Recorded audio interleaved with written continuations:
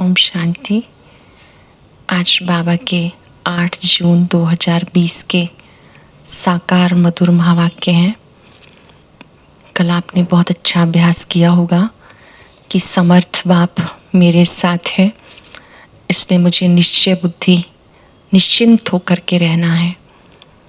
अगर हम ये बात चिंतन में लाएंगे कि समर्थ बाप मेरे साथ है, हो सके तो बैठ के अनुभव सहित आप लिखें ताकि हमारे अंदर तक वो बात जाए। चाहे उसे 11 बार लिखें या 21 बार लिखें कि सर्वशक्तिवान बाप मेरे साथ है, सर्व समर्थ बाप मेरे साथ है, ताकि जब अकेले बैठे हों तो ये बात आपको बार बार याद आती रहे कि स्वयं भगवान ने मेरा हाथ पकड़ा है, कल्याणकारी बाप मेरे साथ है। तो इससे आपकी जो इनर स्ट्रेंथ है वो बढ़ती जाएगी और आप अंदर से मजबूत बनते जाएंगे। आजकल की परिस्थितियों में ये बहुत ही आवश्यक बात है कि आपकी मनोस्थिति बहुत अच्छी हो। ये आपकी बहुत बड़ी प्रॉपर्टी है। बातें आएंगी और चली जाएंगी, लेकिन आपकी मनोस्थिति को लेकर के ना जाएं। तो हम इन बातों को बार बार चिंतन करके अभ्यास में लाना है। आप कैसे लिखेंगे? पहले आप अपने मस्तक में ज्योति बिंदु आत्मा अपने आप को देखेंगे, फिर धीरे धीरे कुछ सेकंड बाबा पर एकाग्र हो जाएंगे। ज्योति बिंदु बाबा की किरणों को अपने में आता महसूस करेंगे।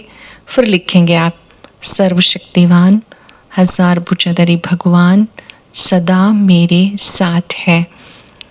महत्वपूर्ण ये नहीं कि आपने कितनी बार लिखा, महत्वपूर्ण ये बात है कि किस स्थिति में लिखा।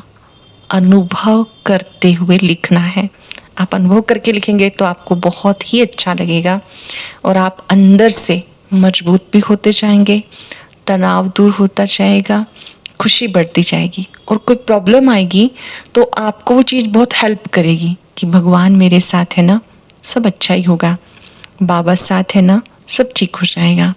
अपने अंतःकरण में हमने पक्का कर लेना है कि कल्याणकारी बाप ने मेरा हाथ पकड़ा है ना, तो मेरा अकल्याण नहीं हो सकता। There is something good in every scene. मेरे लिए कुछ ना कुछ अच्छा है। चाहे तो मुझे पाठ सीखने को मिलेगा, चाहे बाबा मुझे कोई भी शिक्षा देखना चाहता है तो मुझे वो शिक्षा लेनी है। कभी भी किसी परिस्थिति को देखकर हमें विचलित नहीं होना है। ड्रामा कल्याणकारी है। जो भी दृश्य है उसमें पर्दे के पीछे मेरे लिए कोई ना कोई कल्याण है। इस तरह से हम अपनी बातों को जीवन में लाने का प्रयास करें। और आज भी बाबा ने मुरली में बहुत सारी बातें समझाई, जिसमें से एक मुख्य बात है कि बच्चे जब कोई परिस्थिति आए तो इधर उधर मत जाना। अक्सर कोई बात हो जाती है तो हम सोचते हैं ना किसको सुनाएं, किसको फ़ोन करें, कोई नियर डियर को फ़ोन करेंगे। हम फ़ोन करते हैं अपनी समस्या का हल पाने के लिए और सामने वाला इतनी बड़ी बातें सुना देता है कि हमें लगता है मेरी समस्या उससे तो कुछ कम ही थी, अब और बढ़ गई। आप कोशिश करें कि जब कोई उलझन आए, समस्या आए, तो बाबा के सामने बैठना है। घर में जहाँ भी आपने ज्योति बिंदु बाबा का चित्र लगाया है, नहीं भी लगा हुआ कोई बात नहीं, मन में लगा सकते हैं। साइलेंस में बैठें, अपने मस्तक में आत्मा देखें और फील करें बाबा का वरदानी हाथ मेरे सिर पर है। बाबा ने कहा जब आप ये अनुभव करते हो कि बाबा का वरदानी हाथ मेरे सिर पर है तो 1 सेकंड में समस्या समाधान में बदल जाएगी। वैसे भी बाबा की हम सबके लिए गारंटी है कि जब भी आप दिल से कहोगे मेरे बाबा मेरे साथी आ जाओ, तो मैं हाजिर हो जाऊंगा। तो आज हमें कम से कम 5 बार बाबा को बहुत प्यार से बुलाना है। कैसे बुलाना है? मेरे बाबा, मेरे साथी, मेरे मददगार, आ जाओ। जैसे आप कहते हो आ जाओ, तो ऊपर से उस महाज्योति को उतरता हुआ देखना है कि वो आते हैं, अपना कार्य करा के चले जाते हैं और उनकी लाइट मिलते ही मैं आत्मा भी हल्की हो जाती हूँ। साथ साथ बाबा ने कहा कि बाबा ने आपको ज्ञान का तीसरा नेत्र दिया है, तो अब तीसरे नेत्र से ही सबको देखना है। तीसरे नेत्र से देखना मतलब सबको सोल कॉन्शियस स्टेज में देखना है, आत्मा देखना है और अपना चार्ट रखना है कि मैंने क्रोध तो नहीं किया। अगर कोई ऐसी भूल हो जाए तो बाबा से क्षमा लेनी है, अपनी भूल को स्वीकार करना है कि बाबा मुझसे गलती हुई, मुझे क्षमा करना। तो आज विशेष रूप से हम होमवर्क करेंगे अपने घर में 5 बार बाबा का आह्वान बड़े प्यार से और लेखन कार्य करेंगे। सर्वशक्तिवान, 1000 भुजाओं वाला भगवान सदा मेरे साथ है, सब कुछ बहुत अच्छा होगा। ठीक है, करेंगे आप सब। सार है मुरली का। बाबा ने कहा, मीठे बच्चे, तुम्हें अब ज्ञान का तीसरा नेत्र मिला है, इसलिए अब तुम्हारी आंख किसी में भी डूबनी नहीं चाहिए। ज्ञान का तीसरा नेत्र मिला है, इसलिए अब तुम्हारी आंख किसी में भी डूबनी नहीं चाहिए। क्वेश्चन है, जिन्हें पुरानी दुनिया से बेहद का वैराग होगा, उसकी निशानी क्या होगी? जिन्हें इस दुनिया से, कलयुगी दुनिया से अंदर से वैराग होगा, तो उसकी निशानी क्या होगी? वो अपना सब कुछ बाबा को अर्पण कर देंगे, हमारा कुछ भी नहीं। वैराग का मतलब जिनकी बुद्धि उपराम हो गई, डिटैच हो गए, तो उनकी स्थिति क्या होगी? वो अपना सब कुछ बाबा को अर्पण कर देंगे, हमारा कुछ भी नहीं। बाबा, हमारी ये देह भी नहीं, ये तो पुरानी देह है, इसको भी छोड़ देना है। ये पुराना शरीर है, हमने इसको भी छोड़ देना है। उनका मोह सबसे टूटता जाएगा, नष्टो मोहा होंगे, सब तरफ से बुद्धि हटी हुई होगी। उनकी बुद्धि में रहता है यहाँ का कुछ भी काम में नहीं आना, क्योंकि ये सब हद का है। यहाँ का कुछ भी काम में नहीं आना, ये सब हद का है। ओम शांति। बाप बच्चों को ब्रह्मांड और सृष्टि चक्र के आदि मध्यांत का ज्ञान सुना रहे हैं। ब्रह्मांड, परमधाम को ही ब्रह्मांड कहते हैं, और सृष्टि के आदि मध्यांत का राज सुना रहे हैं, जो और कोई सुना नहीं सकते। एक गीता ही है जिसमें राजयोग का वर्णन है। श्रीमद् भगवद गीता में राजयोग का वर्णन है। राजयोग सबसे प्राचीन योग है और उसको सिखाने वाले शिक्षक स्वयं परम पिता परमात्मा है। भगवान आकर नर से नारायण बनाते हैं, ये सिवाय गीता के और कोई शास्त्र में नहीं है। ये भी बाबा ने बताया, कहते हैं मैंने तुम्हें राजयोग सिखाया था। याद दिला रहे हैं बाबा, हम सब भूल गई चीजें ना, बाबा को याद दिलाना पड़ता है अपनी मुरली में बार बार कि मैंने तुम्हें राजयोग सिखाया था। 5000 वर्ष पहले भी आपने सीखा था, अब भी सीख रहे हैं, फिर भी सीखेंगे। ये समझाया था कि ज्ञान कोई परंपरा से नहीं चलता है। बाबा आकर एक धर्म की स्थापना करते हैं, बाकी और सब धर्म विनाश हो जाते हैं। एक सत्य धर्म की स्थापना करते हैं बाबा, अनेक अधर्म विनाश हो जाते हैं। कोई भी शास्त्र आदि परंपरा से नहीं चलते, और जो धर्म स्थापन करने आते हैं उस समय कोई विनाश नहीं होता, जो सब खलास हो जाए। भक्ति मार्ग के शास्त्र पढ़ते ही आते। इनका ब्राह्मण धर्म का भले शास्त्र है गीता, परंतु वो भी भक्ति मार्ग में ही बनाते हैं, क्योंकि सतयुग में कोई शास्त्र रहता नहीं और धर्मों के समय विनाश तो होता नहीं। पुरानी दुनिया खत्म होती नहीं, जो फिर नई हो वो ही चलती आती है। अब तुम बच्चे समझते हो पुरानी दुनिया खत्म होनी है। बाबा कहते ऐसा नहीं कि कोई सतयुग से बने आए हैं शास्त्र, नहीं, हम ध्यान से समझेंगे। संगम युग पर जो हम पुरुषार्थ करते हैं, इसकी प्रारब्ध 2 युगों तक चलती है, सतयुग और त्रेता।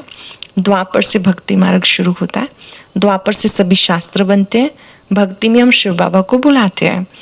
फिर कलयुग के अंत में हमारी पुकार सुनकर निराकार परमात्मा सृष्टि पर आते हैं। जब जब कलयुग का अंत होता है तो वो स्वयं धरती पर आते हैं, फिर से ज्ञान देते हैं, राजयोग सिखाते हैं, नई दुनिया की स्थापना करते हैं।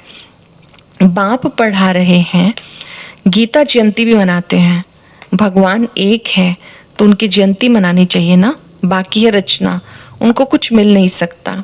वर्षा बाप से मिलता है, चाचा काका मामा कोई से नहीं मिलता। वर्षा तो पिता से ही मिलता है, जो भी प्रॉपर्टी है वो पिता से मिलती है, कोई भी चाचा काका मामा से नहीं मिलती। अब ये तुम्हारा बेहद का बाप है, बेहद का ज्ञान देने वाला। ध्यान देंगे, बेहद का बाप है बाबा, मतलब 2 4 या किसी एक व्यक्ति का वो पिता नहीं, या किसी एक धर्म संप्रदाय का नहीं, वो विश्व की आत्माओं का पिता है, वर्ल्ड गॉड फादर है, बेहद का पिता है, बेहद का ज्ञान देने वाला है। ये कोई शास्त्र नहीं सुनाते हैं, वो तो भक्ति मार्ग के हैं। यहाँ तो बाबा तुम्हें पढ़ाते हैं, इस मुख कमल से सुनाते हैं, ब्रह्मा मुख कमल से शिव बाबा सुनाते हैं।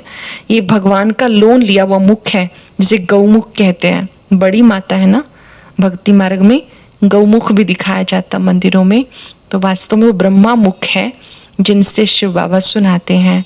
इनके मुख से ज्ञान का वर्णन करते हैं, वर्षंस निकलते हैं, ना कि जल आदि। भक्ति मार्ग में गौमुख से जल दिखा दिया।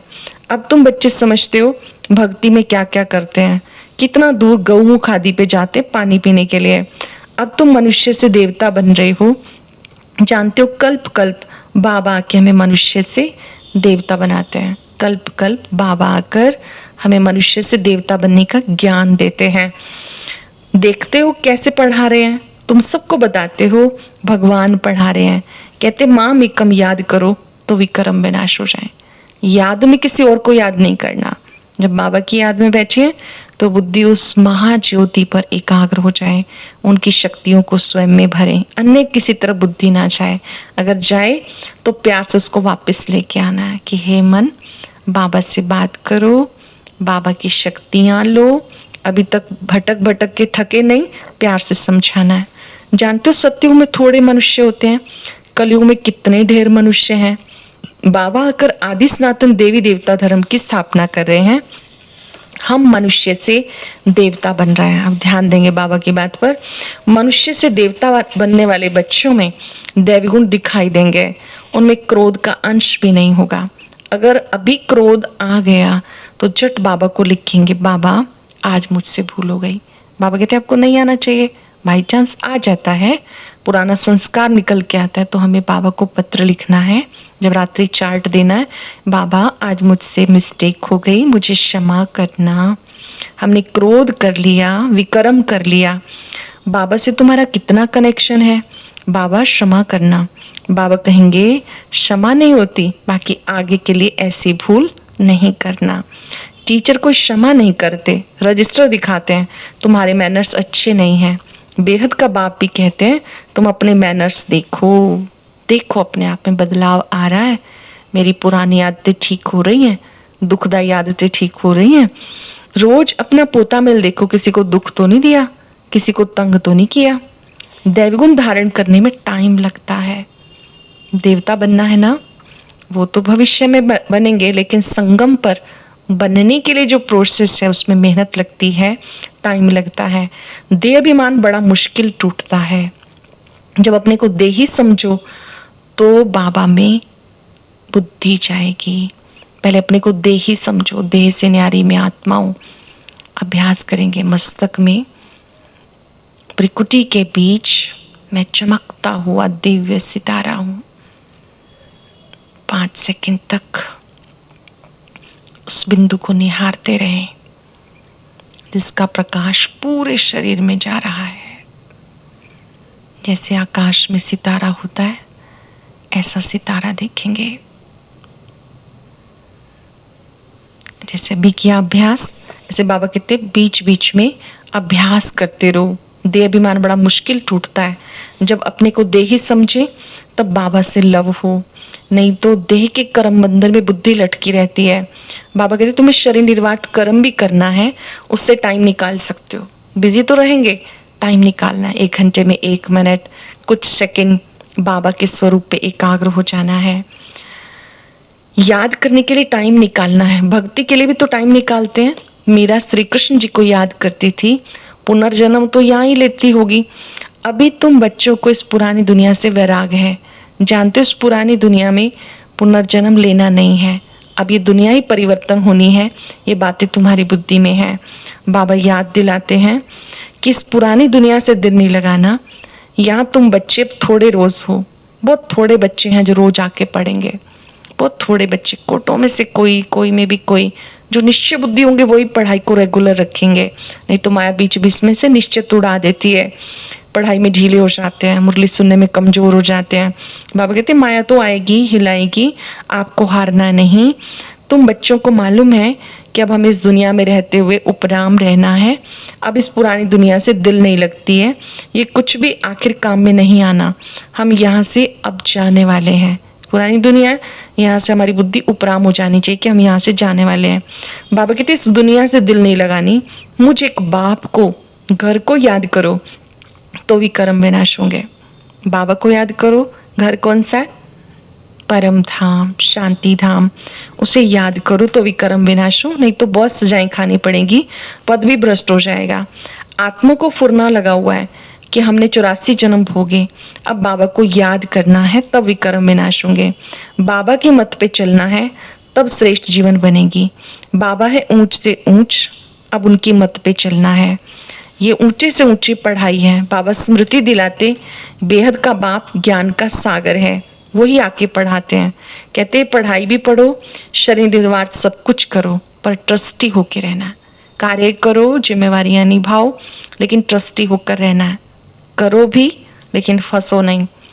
जैसे बैंक में कैशियर के पास कितना कैश होता है, उसको पता है मेरा नहीं।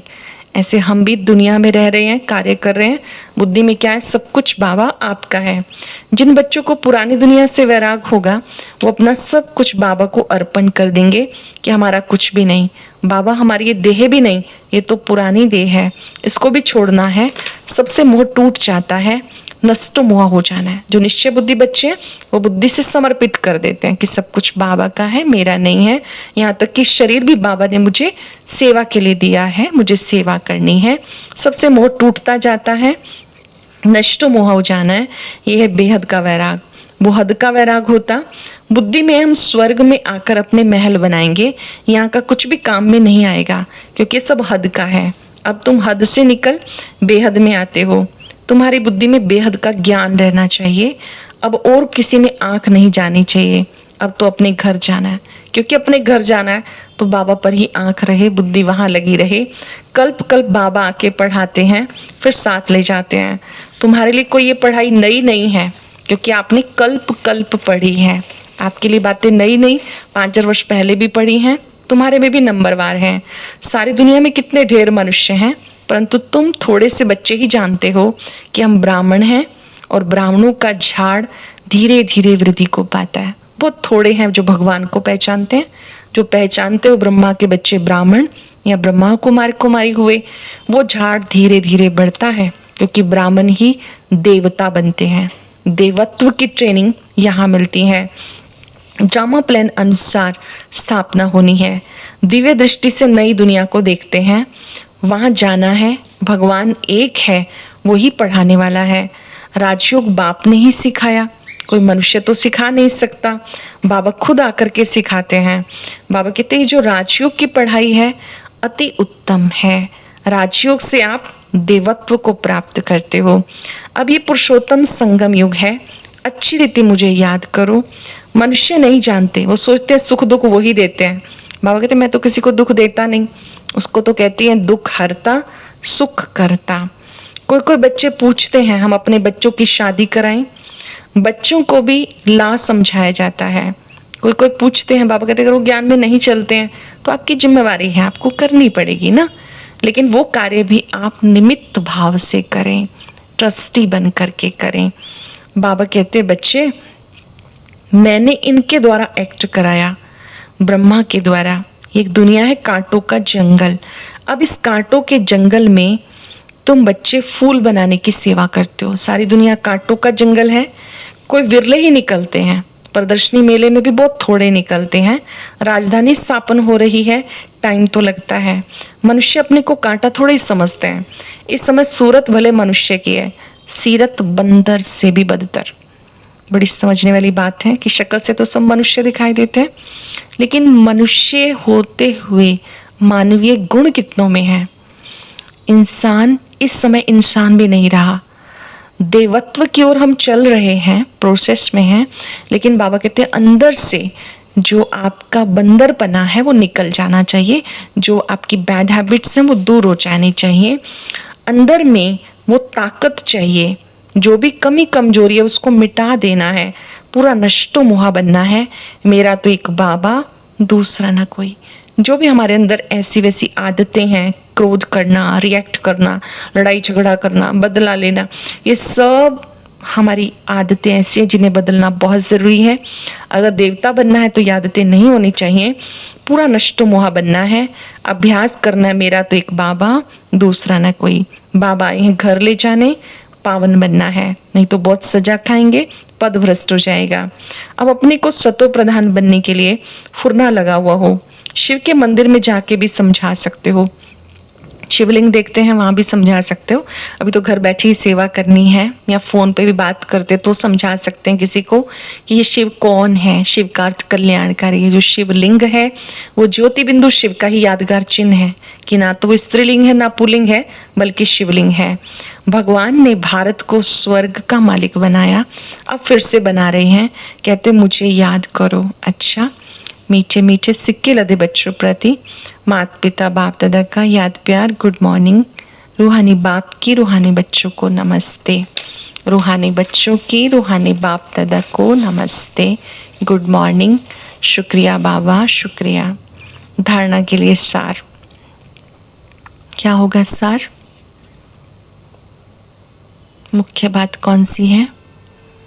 कुछ पल शांत होकर के सोचेंगे कि आज मेरे बाबा ने मुझे कौन सी बात कही जिसे मैं करने के लिए तैयार हूं। इस पुरानी दुनिया से बेहद का वैरागी बन अपना सब कुछ अर्पण कर देना है। हमारा कुछ भी नहीं, देह भी हमारी नहीं, इससे मोह तोड़ नष्ट मोह बनना है। अपनी देह से भी ममत्व हटा देना है। ऐसी कोई भूल नहीं करनी जो रजिस्टर पे दाग लग जाए। सर्व दैवी गुण धारण करने हैं, अंदर क्रोध का अंश भी ना हो। सभी दैवी गुणों को लाना है, क्रोध का अंश भी नहीं होना चाहिए। बाबा ने याद दिलाया, अगर गलती हो जाए तो बाबा से क्षमा लेनी है। अब अपनी झोली खोल लेंगे हम वरदान के लिए। डबल लाइट बन सर्व समस्याओं को हाई जंप दे पार करने वाले तीव्र पुरुषार्थी भव। डबल लाइट बन सर्व समस्याओं को हाई जंप दे पार करने वाले तीव्र पुरुषार्थी भव। सदा स्वयं को अमूल्य रत्न समझ बाप दादा की दिल के डिब्बे में रहो। खुद को अमूल्य रत्न समझ बाबा की दिल की डिब्बी में रहो। दिल की डिब्बी में रहने का अर्थ क्या है? सदा याद में रहो, याद में समाये रहो, तो किसी भी बात में मुश्किल का अनुभव नहीं करेंगे। सब बोझ समाप्त हो जाएंगे। याद में समाये रहेंगे तो सब बोझ समाप्त हो जाएंगे, मुश्किल का अनुभव नहीं होगा। इस सहज योग से डबल लाइट बन पुरुषार्थ में हाई जंप देकर तीव्र पुरुषार्थी बन जाएंगे। जब भी कोई मुश्किल आए तो बाबा के सामने बैठ जाओ।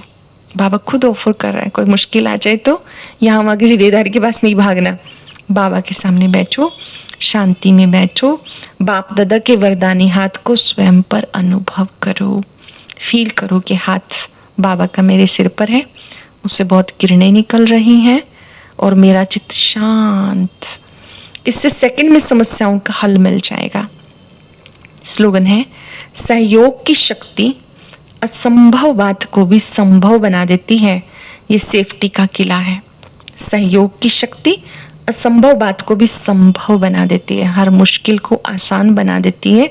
ये सेफ्टी का किला है। सहयोग देना भी एक योग होता है, मिलजुल के कार्य करना, एक दूसरे का मददगार बनना, ये सेफ्टी का किला है।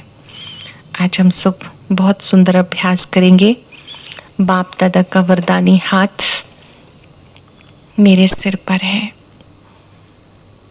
अभी 3 मिनट हम कमेंट्री के द्वारा शक्तिशाली योग करेंगे। उसके लिए आप स्क्रीन पर ये जो बॉक्स देख रहे हैं, इस पर क्लिक करें और आज की मुरली से जुड़ी ये कमेंट्री सुने। ओम शांति।